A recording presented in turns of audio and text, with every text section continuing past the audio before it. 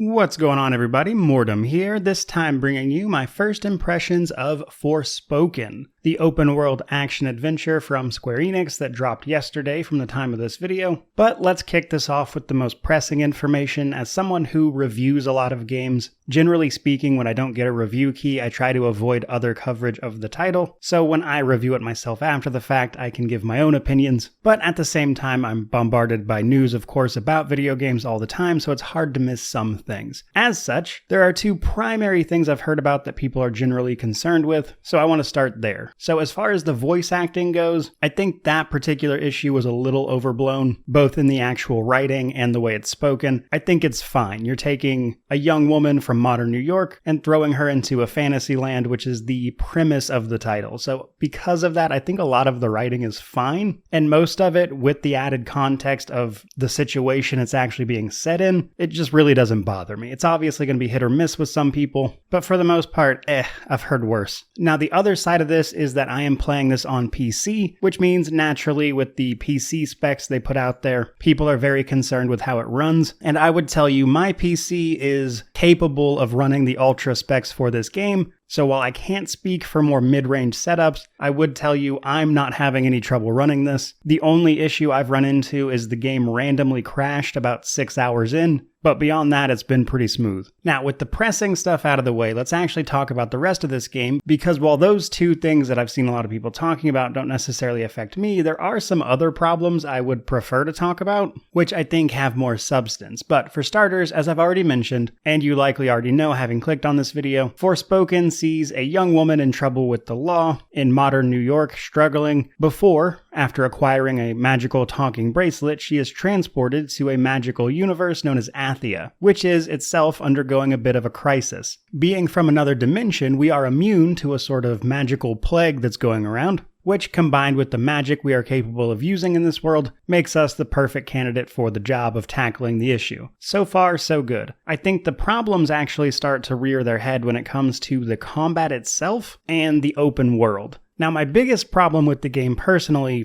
by far, is simply the combat. There's no challenge to it, I'm just spamming attack at various enemies who usually don't even have the chance to get me. The only enemies I'm having any trouble with are the big mutant enemies, which are like mini-boss encounters, and it's pretty obvious I'm just not supposed to be fighting them yet. Whereas every enemy along the story I'm just decimating because they can't even get close to you. The other side of that, however, is that the open world is a little dull. It has some cool enough stuff going on. You can find a lot of ruins from towns and everything that were hit by that sort of magical plague, and you can learn background about what happened and whatnot, and that stuff is pretty interesting. But beyond that, there's just really not a lot going on because it feels a bit lifeless as a result of there only being enemies, because there's only one city, which is where everyone is, basically. But that complaint aside, I do think it's really fun to run around because they have this sort of magical parkour system which allows you to use your magical abilities to run and parkour around the environment, which so far has been pretty fun. Combined with the game's visuals, I think it's a pretty good time in that regard. But let's talk about a few of the other systems. There's a crafting system that's going to allow you to upgrade both your own equipment, which is just 3 different item slots, as well as craft consumables like a potion, that kind of thing. The actual magic system, you upgrade by acquiring mana, which is done both on level ups as well as just finding it out in the world, which will then give you access to various abilities that you can then use in the combat. And while there's a lot of abilities to choose from, so far combat just hasn't really seemed to warrant their use, so I'm hoping combat opens up more later, because the introduction to the game, which is pretty linear for the first several hours,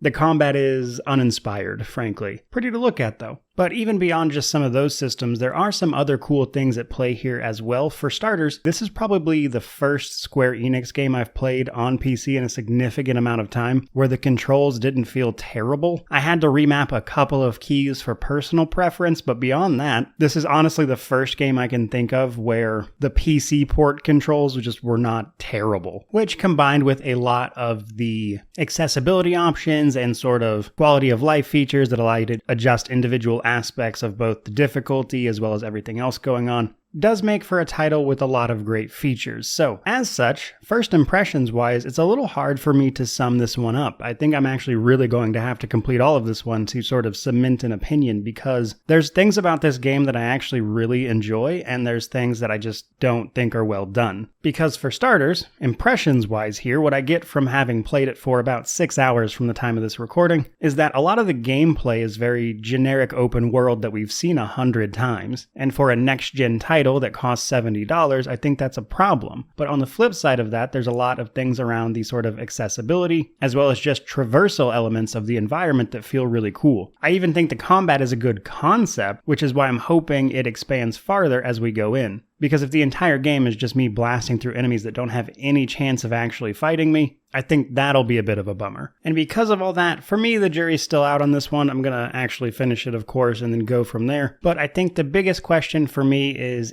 this game going to do anything that we haven't seen done in an open world before, thus justifying its price tag? Because while the game is beautiful, most of the gameplay so far is really nothing new. But that is where I'm going to leave it. I'm going to save the rest for the review, but I certainly hope you enjoyed these first impressions. If you did, like, comment, subscribe, all that YouTube jazz. I should have the review for this one done relatively quickly. My goal is to have it up this weekend, but I would imagine early next week, probably at the latest, after I've 100% the title, and thus can talk about the systems at play much more in depth. That's all I've got for you guys today. Thank you for watching. I really do appreciate it. By all means, let me know how you feel about the title down below. But as always, may you wander in wisdom and have an amazing day.